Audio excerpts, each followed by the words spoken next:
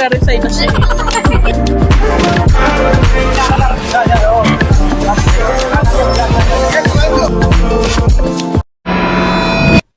Compass points you anywhere. Closer to me. Yes, kumusta naman yung team leader natin? Yes, mga ka-team ko. Oh. Yes, kumusta naman yung team leader natin dyan, sir? Ayos, napukot ako. Okay, go Harold! Ayaw mo itanan? Tanan ayaw mo?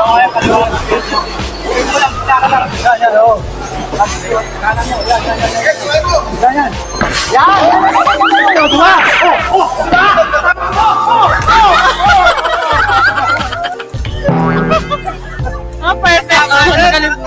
Magaling. Yeah, perfect ka dyan.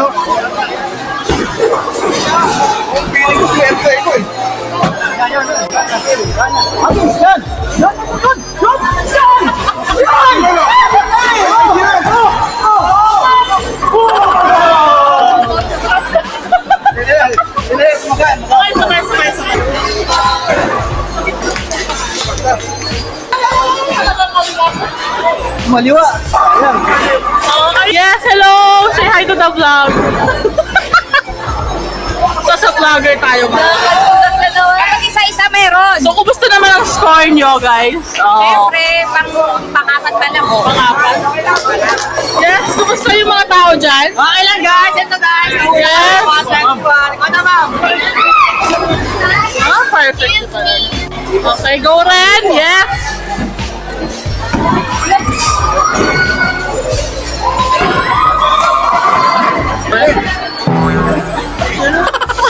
So yung team leader namin, no? Okay. Hindi para mag-tiktok ka dito, Sir Mike.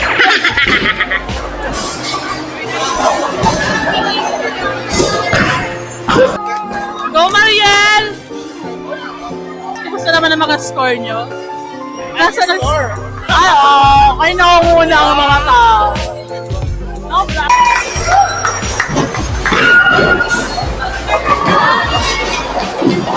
Ayun lang! Ayun lang! So, kumusta naman yung mga ka-team ko? Yes? Hindi kang tama. Ano na sabi mo kasi manalo na tayo? Lagpak na lalagpak. Okay, yeah. Say hello guys. No vlog.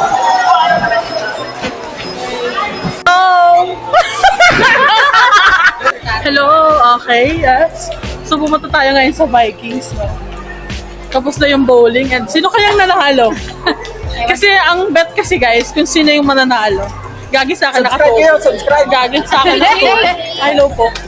Ang tawag dito, ang ano kasi, kung sino yung mananalo, may pregi daw. Oh, ay sino kaya ang nanalo? Subscribe kayo, subscribe ha. Sumukha ka, makainis ka naman. Hoy, subscribe kayo. Oh, Subscribe kayo. pinapasubscribe, nakasubscribe ka. Talaga. Oo, matandaan niyo itong mukha to kasi magre-resign na siya eh. Bali-balita, magre-resign ka na daw. Totoo ba? Hindi nga, bakit ka naman magre-resign? Hindi na pwede. Ano lang kaso eh. Sarap pa naman naluto mga pritadang manok. Okay, so ito yung mga nahuli, yung Powerpuff Girls. Bakit sila ulit? So, umakyat ulit ang mga tao. Ano kaya nangyari? Feeling ko may nakalimutan sila. Yes, Sir Buba, hello! Yes! Yes, Sir Ruel, hello! Uy, ba't naakyat kayo? So, umakyat ang mga tao. Bakit sila umakyat? Hindi mo kanihan mo. Hindi makit ka na, hindi no. Hindi yung mahal na. Ay, mahal na ang tawagan. Nagbago na. Parang di na ako updated. Narinig ko kanina. Hindi na ako updated sa nangyayari sa mga buhay. Kainis na. Yes, guys. Ang nananahimik kayo. Nagkukwentahan na ba kayo ng mga utang? Yes, Sir Ade. Hi guys, nandito kami ngayon sa Mua. Oo. Okay. May limit siya, no?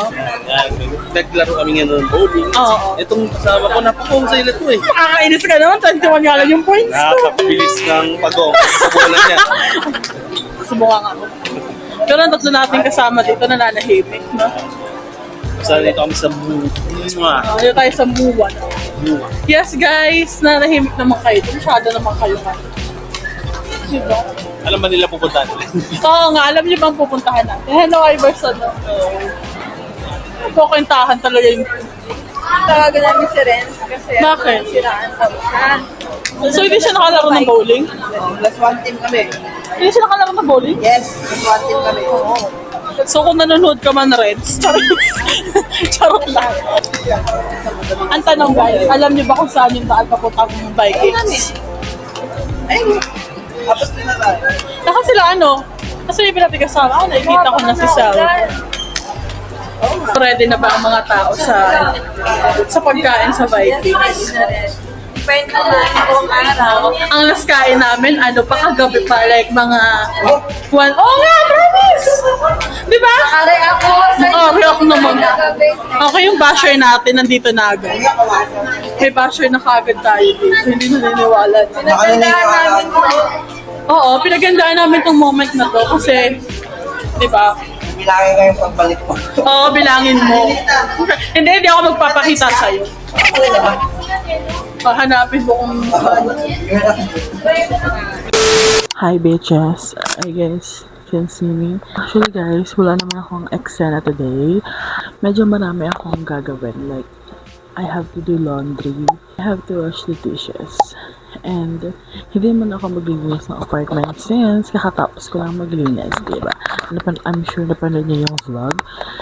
So, yeah, today, medyo marami na kasi akong laundry. So, kailangan ko na siyang ipa-laundry since wala na tayong damit, no? Maglalaba lang rin ako ng mga underwear ko since pinagpapa-laundry kasi ako, hindi ko sinasama yung underwear ko kasi syempre guys, medyo So yeah, ay nagising ako kanina mga 7 a.m.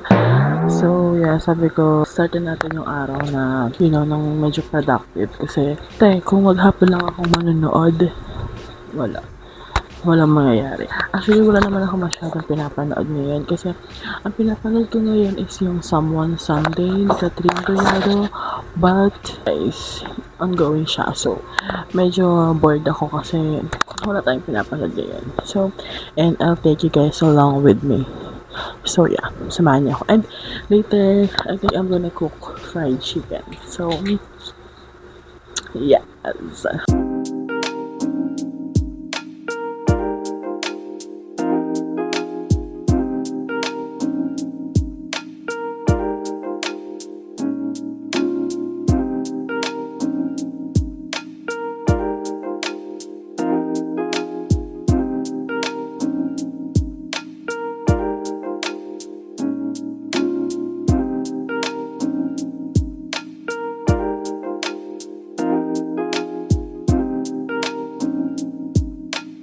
Hi guys, so it's around 11:50 in the morning, and guys, yung the last clip that you guys saw earlier was that I was sleeping at around 8 a.m. in the morning, and right now mag-alas 12 na, and tapos ko na gawin yung mga bagay na sinabi ko kanina. Tapos na ako maglaba ng underwear, and nakapag-pa-laundry na rin ako, nakalabas na ako kanina.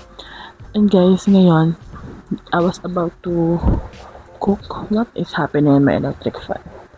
I was about to cook my lunch, but again, it's fucking raining here in Manila. So, medyo nagugutom na ako. Nararamdaman ko na yung gutom ko, and I can't do anything about it because I'm so freaking hungry. Ay, guys, share ko lang. Alam nyo, may shinare sa akin si mama na sabon, yung Glow Babe na soap.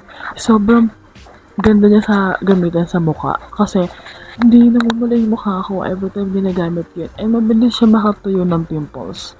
May pimples ako dito, siguro kahapon lang to kahapon lang to. And sumakto pa talaga na may event kami sa hotel. Nag-bowling kami kahapon. And guys, may pimples ako. And then, nung ginamit ko yung sabon na na-recommend sa akin ni mama, yung Beauty White, is girl, natuyo na siya. And ayan pimple mark na lang yung natitira. Ang galing. Like, I don't wear any makeup. And yung mukha ko, hindi na siya sobrang red. Dito na lang sa part na to. Yung sabon na ginagamit ko dati is nakaka-red talaga siya na mukha. So, perfect na umuwi ako ng Bicol para i-recommend sa akin ni mama yung Glow Babe na Bitterite. Anyway, sinabi ko na namang sinasabi. Tapos yung nagawin lahat yan, nag-edit lang ako ng vlog kasi may nag-vlog ako kahapon yung sa bowling namin. And then, ngayon, after ko mag-edit, nanood lang ako ng vlog ni Ate Jorella. If you guys know her, she's an icon. But yeah, yun, nanood lang ako ng vlog niya and ayun, pinanood ko ulit yung Someone Someday kasi girl, sobrang ang ganda na ng episodes ng Someone Someday, guys. You know, nakaka-hook talaga siya. Kaso nga lang is sobrang ongoing kasi siya. So, medyo mag-a-apply ka talaga. So, ayun lang naman yung mga ginawa ko for the past 2 hours. Alam niyo, yun pala yung maganda kapag nag-gumising ka ng maaga and nas tinapos mo na lahat ng mga gagawin mo. Medyo boring pala siya kasi wala ka lang gagawin after that. Yeah, I think guys, hindi ko alam. Update ko na lang kay mamaya kung may ganap na ako. Diba? Pero later, magluluto ako ng fried chicken. Mamaya na sigurong mga 5 p.m. or 3 p.m. 3 p.m. ako bibili sa labas ng ng chicken. And then, I'm gonna marinate it in 2 hours. And then, I'm gonna cook it for 5 p.m. So, yeah. Ciao! Hi, friends! So, mag-grocery haul ako. I didn't get to vlog. Hindi ko alam kung pwede mag-vlog kundi sa grocery na yun. And I didn't bring my camera. I'll show you my groceries. Okay, so nakikita niyo agad yung unhealthy food.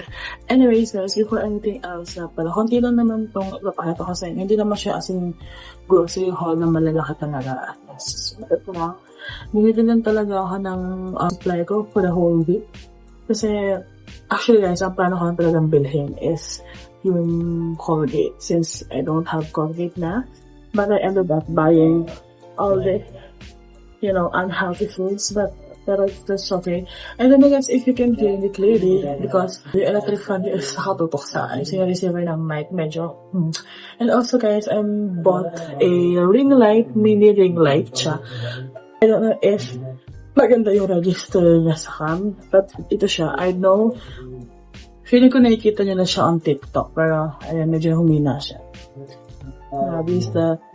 I hope that helps my video. You know, but anyway, perfect itong chicheria na to because ito yung favorite kong chicheria of all time. Ito talaga yung favorite ko na chips na kinakain ko.